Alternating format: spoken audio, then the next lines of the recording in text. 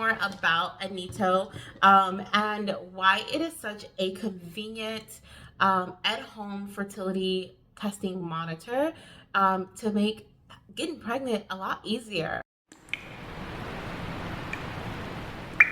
I am beautiful, I am worthy, I am fertile.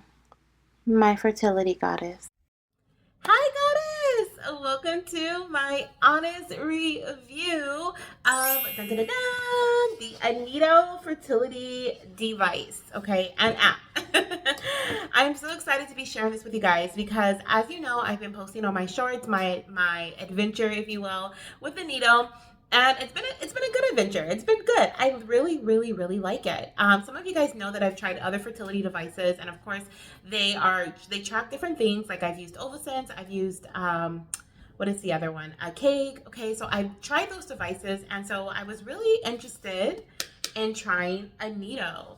Luckily, Inito was able to send me out a device to try in exchange for my honest review. So I have been able to use Inito for the first half of my cycle, so in December, and the last half of my cycle in November. So you guys, I have all the nitty-gritty details for you right here in this video. So if you're interested in learning more about Inito or you're thinking about getting it for yourself, definitely stay tuned because you will not be disappointed. So Inito is a fertility device that tracks 4 of your key fertility hormones, okay? This is what kind of attracted me to them. Not kind of, this is what attracted me to them because I'm a Virgo and I like to know all the details, and it like for the last, I want to say maybe like before I got Inito, I was going to get my progesterone levels tested via blood, like on cycle day 21 for I want to say maybe 4 or 5 months in a row. And that was so, I mean, it was nice to see the numbers, but it was so inconvenient. I had to go to the lab. I had to get a lab slip. I had to print it out. I had to, pay. Like there, it became really inconvenient. So when I found out that Inito actually tracks your PDG, which is the metabolite form of progesterone, to let you know or to confirm ovulation for you, I was like, oh my gosh, this is amazing. Like I really want to try it out. Now, as far as the other 3 key fertility hormones that Inito tracks, we have estrogen, okay, or your E3G. We also have, like I said, progesterone, or it's not progesterone, it is your metabolic form of progesterone, which is PDG. And then we also have your LH and your FSH. So I'm going to get into what each of those hormones are, just in case you're not familiar. So let's go ahead and start with which one should we start with first? Your FSH. Let's start there. So I went and got my phone that I'm using with Inito just so I can look at my chart while I'm talking to you guys. So I looked at my November cycle where I was able to test during my 2-week wait because I received the device after my peak, so I wasn't able to test it for ovulation. So that's why I wanted to wait for this review because I wanted to give you guys like all the details and be as honest as possible. So I'll put a screenshot here. So for my November cycle, my FSH was a little wavy, okay? Your FSH is your follicle stimulating hormone, and it tracks your follicle growth, okay? So I'm looking at my November cycle, and yes, it was a little wavy. And then when I go into my December cycle, same thing, but not as much, it looks like, okay? And I feel like maybe my FSH is a little wavy because just slightly. I think it's me being picky and not really knowing what's normal for my body. But I'm learning, right? I'm learning. That's what this device is meant to help me learn so that I can baby dance at the right time to get pregnant, right? I can also share these charts with my doctor, which is A+. So when I go back and work with my fertility specialist, I'll have some charts that I can share with her and be like, hey, look at what's been going on with my body. These last few cycles, we weren't working together. So I really like that as well. So it's not just for me, it's also for the knowledge of to share with my doctor about what my body's doing, right? On a daily basis, you guys. How crazy is that? That's amazing. So that's what my FSH is looking like. I definitely will put a screenshot on the screen for you so you can look at my chart as well. Now, as far as the second hormone that I want to talk about is your LH, okay? So is it your LH? I want to do LH or estrogen.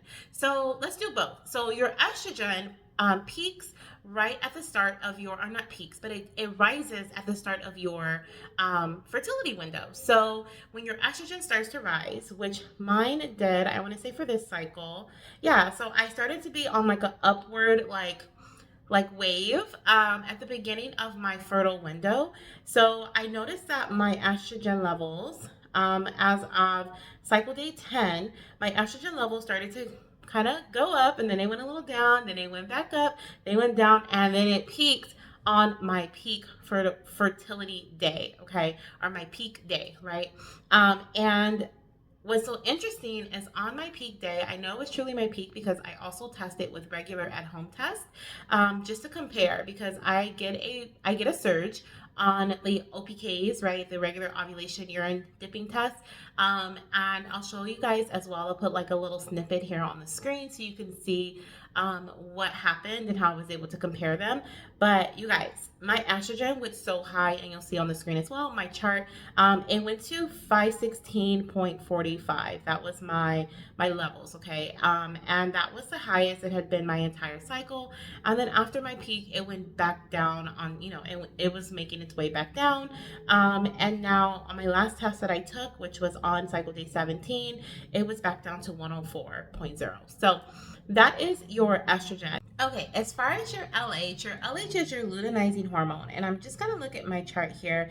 But with my chart, as you can see on the screen, my LH is in purple, and it only rose just a bit on my peak day, and then it went right back down. So your LH is the hormone that actually triggers ovulation, okay? And so interesting, right? I was able to see that on my peak day, my LH went up to support ovulation, and then it went right back down. Like, it did its job, and then it went right back down. Okay. Now, as far as the last hormone, which is, right, we talked about FSH, estrogen, LH.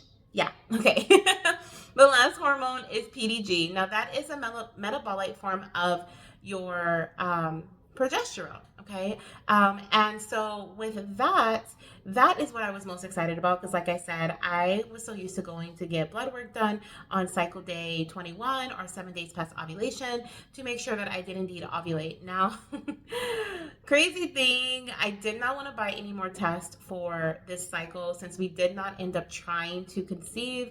But you know what? I might just buy some because it only takes a couple of days for them to show up, a couple of business days. The last time I bought some, I think on a Monday, and I had it by Wednesday or something crazy like that. It was like it took 2 days, or there were 2 days in between me receiving them, and I received them just in time because I only had 2 tests left in my box. So it's definitely better to buy in bulk, 100%, because when you buy your tests via the app, you have different options, but I'll get into that in a bit. Especially if you guys want me to make a video on how to use the app, then I can do that too. Okay. But what I love about being able to see my PDG, and I'll show you guys my chart from my previous cycle in November, you're able to see how my progesterone, or my PDG, which is a metabolite form of progesterone, rose throughout my 2-week wait. It was quite wavy, as you can see on the chart. It was kind of doing its own thing. Sometimes it was like in sync with my estrogen, but a lot of the times it was just kind of like doing its own thing. Now, what I love is, and you'll be able to see, I'll share a screenshot of this to you as well, or on the screen. But on November 24th, I was like, literally, Inito confirmed ovulation for me. Okay, Inito confirmed PDG rise. And so they were like, cha-ching, you absolutely ovulated this cycle. So that was really nice to see as well. And that was on, let me see what day that was for me. That was, let's see, 1, 2, 3, 4, 5, 6, 7, 8. So that was on 8 DPO. Okay. And I typically would get tested on 7 DPO. So that was really nice to see as confirmation. So let's talk a little bit more about Inito, and why it is such a convenient at-home fertility testing monitor, to make getting pregnant a lot easier. Okay, so let's go ahead. I have like a list of things, and so I'm just gonna read through them with you. Okay, so we talked about the hormones, but let's dive into the fertile window. Okay, so you'll be able to see for my December cycle that I was actually given, I want to say 4 days, a 4-day window. Let me see. Let's see, 1, 2, 3. Yeah, a 4-day window, a 4-day fertile window, which I feel is great. That would have given me 2 days to try before I actually peaked my peak day. And then, of course, I would try the day after, and then maybe even the day after that, right? Just to like up my chances if you're not, baby dancing every other day throughout your cycle. Now, we did not try this cycle. Unfortunately, we didn't get a chance to try. But that's what we would have done. And I'm really excited to try the following cycle, knowing that Inito can tell me, when my fertile window is. Now, I got 4 days confirmation of my fertile window, but Inito can give you up to 6 days confirmation of your fertile window. Okay.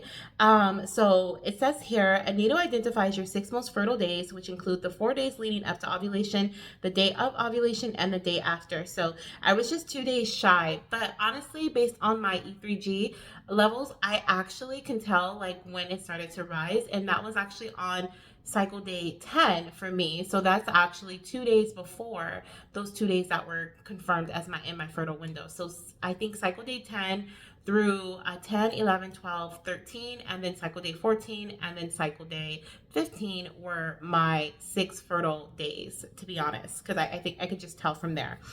So that was nice to see.